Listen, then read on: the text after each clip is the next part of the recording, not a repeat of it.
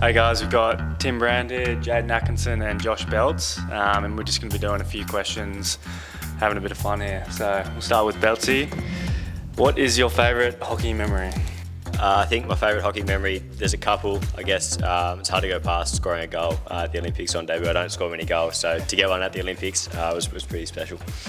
Brando. Several current Hockeyroos and Kookaburras played their junior hockey at Ryde Hunters Hill. What does Ryde do so well that other clubs might not? Obviously I think Ryde's a great club. I think it's a really good family club, so it's got a lot of connection off the field. Like, I feel like everyone feels really at home there. Like, everyone make lifelong mates. And I think the coaching staff for the juniors actually is probably what I think helps a lot of players. Like, they have a massive focus on the junior side of the club. And yeah, lots of good coaches come through, lots of focus on that, so yeah. Yeah, well, they're doing something right. Desi, Ako, you've been with the Kookaburras for a year now. What's been some of your biggest learnings so far? Yeah, I guess my biggest learning is just the pace and the intensity has changed so much. Obviously, hockey won. I played my first season last year, or 2 years ago now, in 2022, and that was a big jump. And then going straight into a Kookaburras match probably 3 months later is incredible. So just obviously adapting to the way of the game and the speed and how it might ebb and flow, but it's still a high intensity for the whole game. All right, Beltzy, this is going to be your 10th year with the Kookaburras. How different is it to when you first debuted in 2015?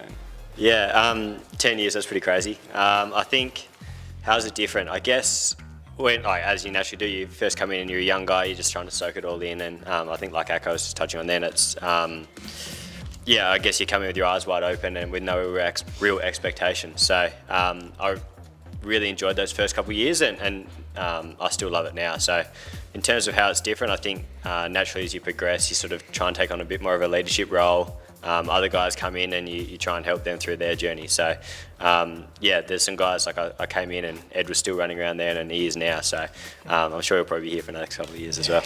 Yeah, for sure. Brando, what places in the world have you travelled to with hockey, and what's been some of your favourites?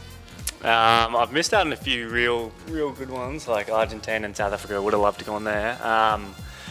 But I don't want to say India because we've been there so much, but I actually think that's probably one of the only places that really makes you feel like a professional athlete, I would say. Like that first time in 2018 for the World Cup, you've just been followed around by like thousands of people. Like you can't even go to the beach without the media. I remember like we were trying to get changed on the beach and the media comes over and swarms us, and yeah, you actually do feel like a bit of a, I guess, more of a sensation over there than compared to other countries. But also for me, playing in the Netherlands is awesome as well. Like the way they put in the tournaments and yeah, just how they put the hockey on there. I think that's a great atmosphere as well. Yeah, there you go. Easy. Ako, what are your top 3 Adam Sandler movies? First one would have to be Happy Gilmore. That's just a classic. Sure. Another one is Family. Grown Ups. Everyone has seen it and everyone loves that. But there's a new one that's come out. I think it's just on Netflix. Hustle. It's a basketball one. So make sure you go and watch that one. That one's pretty good. There you go. All right, Beltzy. Who is someone from your early days who helped you get to where you are now? I think like a lot of us, we've got lots of people that helped us throughout our journey. Obviously my parents were massive growing up and still a big support system now, but I think someone like Tim Deven, when I first moved over 10 years ago or thereabouts, I lived with him. He was in the program, the dual Olympian, and then the next Tassie guy. So someone like that who would give you shirt off his own back for you, was a massive support, and I still catch up with him now. So I think that's something unique about the Tassie guys who move over. They tend to look after each other, and that's something really special that I share with Devo. Okay, Brando, last one.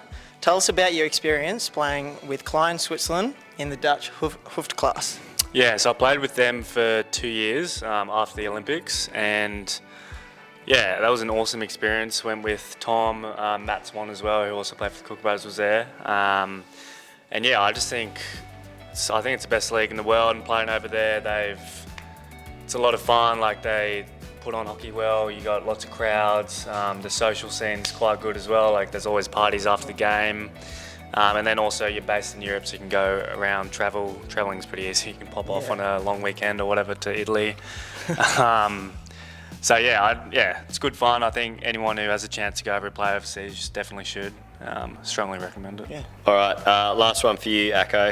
You could probably go on with this one for about half an hour, but we'll try and keep it relatively short. Can you describe your hockey journey from when you first started to playing for the Kookas?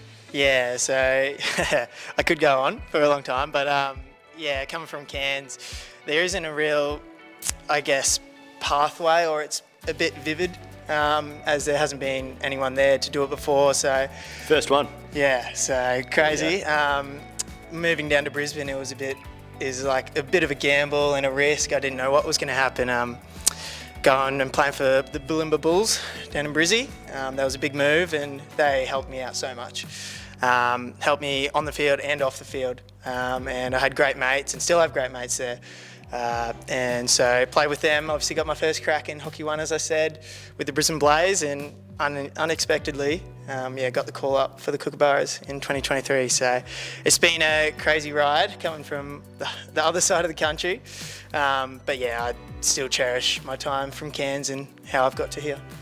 Awesome. Thanks, mate. Thanks for tuning in.